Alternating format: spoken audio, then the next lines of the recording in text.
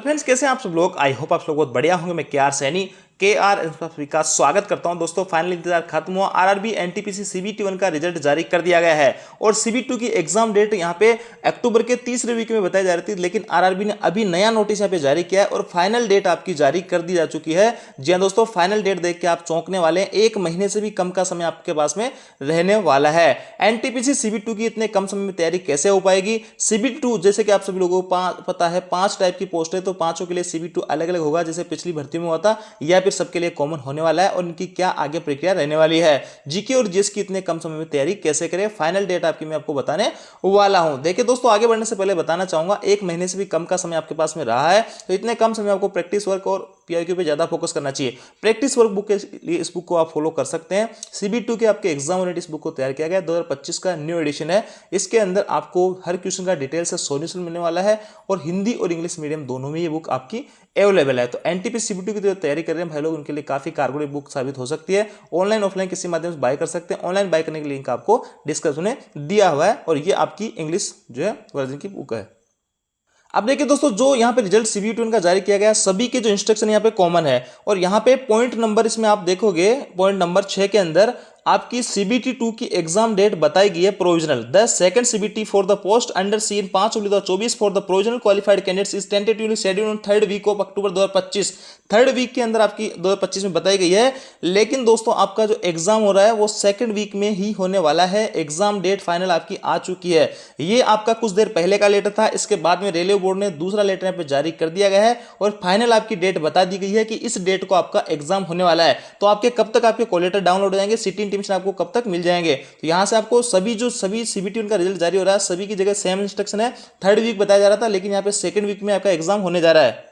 देखिए दोस्तों, ये है आरआरबी की तरफ से ऑफिशियल साइट पे आपको मिल जाएगा। ये है CEN 5/24 post non technical popular categories. इनका सेकंड सीबीटी जो आपका एग्जाम होने वाला है सीबीटी सेकंड का, वो होने वाला है 13/10/2025 को, मंडे को।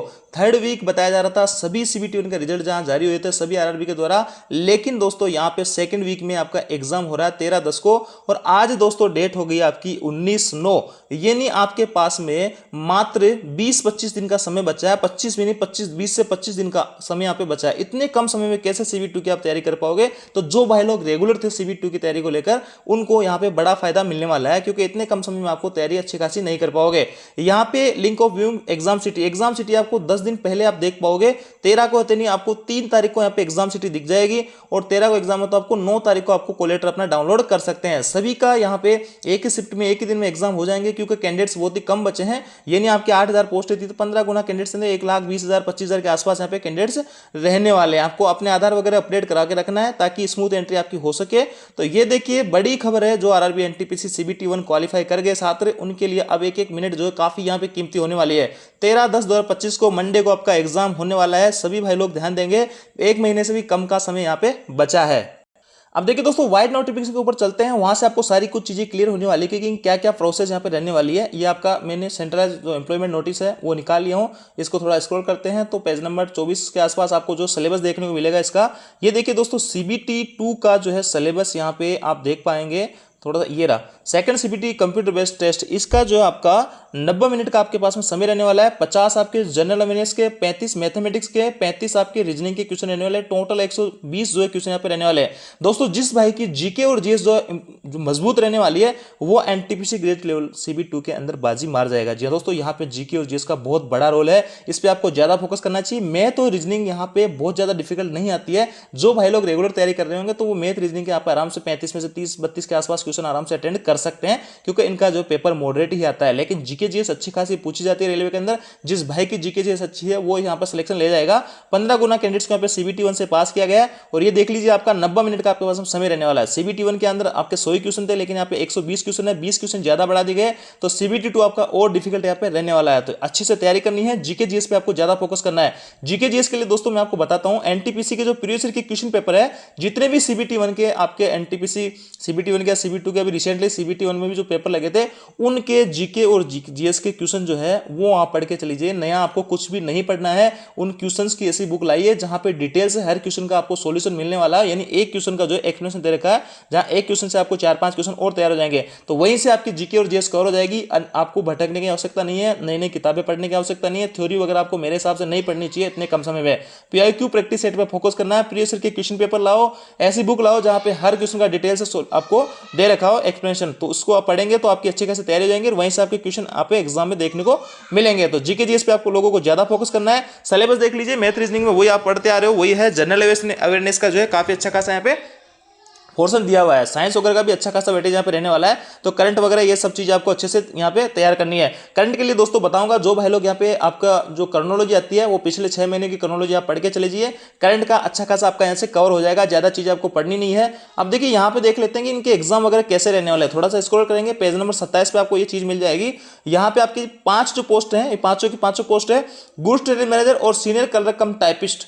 देखिए गुड्स ट्रेड मैनेजर जो है यहाँ पे इन सभी पोस्ट का कॉमनली तो आपका CBT1 हुआ था और कॉमनली CBT2 एग्जाम होने वाला है। तो ये बात क्लियर हो जाती है कि CBT2 सभी पोस्टों के लिए कॉमन होने वाला है। और दोस्तों पिछली जो भर्ती थी अभी 22 वाली, तो वहां पे सभी पोस्टों के लिए अलग अलग CBT2 का एग्जाम कंडक्ट करवाया गया था, लेकिन इस बार सभी पोस्ट के लिए कॉमन ही CBT2 आपका एग्जाम होने वाला है। अब देखिए सबसे स्मूथ जो प्रक्रिया है आपकी गुड्स ट्रेड मैनेजर की और आपके chief commercial cum ticket supervisor की है। इनका आपने CBT1 क्लियर कर लिया भाइयों का। अब जिन भाइयों का CBT2 क्लियर हो जाता है तो आगे कोई भी प्रक्रिया नहीं है, उनकी DV और मेडिकल होगा और वो यहां से पास कर जाएंगे। सबसे अच्छी पोस्ट इस बार chief commercial cum ticket supervisor की रही है। तो ऐसे में यहां पे आपके आगे कोई भी प्रक्रिया नहीं होगी।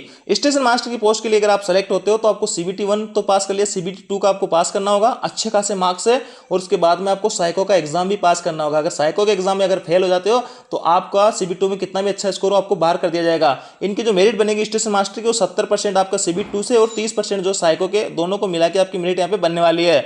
इसके अलावा दोस्तों सीनियर कलर कम टाइपिस्ट की और आपकी जो जूनियर अकाउंट असिस्टेंट की, इनके अंदर आपको इस टाइपिंग स्किल टेस्ट देना पड़ेगा। हालांकि जो टाइपिंग का जो है मार्क्स नहीं जड़ेंगे, लेकिन इसको क्वालिफाई करना जरूरी है। जो भाई टाइपिंग में फेल हो जाएगा उसको बाहर कर दिया जाएंगे। तो इनकी जो मेरिट बनेगी पूरी तरीके से CBT2 के आधार बनेगी, लेकिन स्किल जो टेस्ट है टाइपिंग का वो आपको पास करना पड़ेगा। तो दोस्तों आपको अच्छे से समझ में आएगा कि कैसे क्या कुछ प्रोसेस रहने वाली है। और यहाँ पे आपको जो उसके बाद में DV और मेडिकल हो जाएगा। और जिन भाइयों को टाइपिंग स्किल टेस्ट और आपके CBAT के लिए आपको 8 गुना छात्रों को पास किया जाएगा। जैसे कि अभी CBT1 के लिए 15 गुना छात्रों को पास किया, यहां से आपको CBT2 के लिए जो इनका आगे कोई भी प्रोसेस नहीं है CBT2 के आगे, उनका 1 ही गुना लिया जाएगा। जैसे कि ट्रेन मैनेजर है और आपका जो chief commercial cum ticket supervisor है, इनका सिर्फ 1 ही गुना छात्रों को पास किया जाएगा और वो फाइनल मेरिट में उनकी बन जाएगी। जबकि सीनियर कलर का, जूनियर अकाउंट असिस्टेंट का और स्टेशन मास्टर का इनके 8 गुना कैंडिडेट्स को, इनकी पोस्ट के 8 गुना कैंडिडेट्स को पास किया जाएगा। उसके बाद में इनके टाइपिंग स्किल टेस्ट वगैरह लगेंगे, साइको लगेंगे, और जो यहाँ फाइनल मेरिट में नाम आएगा उनका, उसको DV और मेडिकल होने वाला है। नॉर्मलाइज मार्क्स आपका यहाँ भी रहने वाला है। मेडिकल स्टैंडर्ड सब पोस्ट का अलग अलग रहने वाला है। सबसे हाई जो मेडिकल स्टैंडर्ड है वो स्टेशन मास्टर का और गुड्स ट्रेड मैनेजर का A2। यहाँ पे चश्मे वाले, लेजर वाले भाई लोग अलाउ नहीं होंगे। तो जिन भाइयों ने प्रेफरेंस डाल दिया होगा या जिनको लोट होगी पोस्ट है तो उनको मेडिकल में बाहर होना पड़ सकता है। तो ये थी दोस्तों अपडेट। जानकारी आपको अच्छी लगेगी, वीडियो आपको लाइक दोस्तों के साथ में शेयर जरूर कीजिएगा। हमारे टेलीग्राम ग्रुप जिसका लिंक डिस्क्रिप्शन में दिया उसको जाकर आप ज्वाइन कर सकते हैं। Thank you.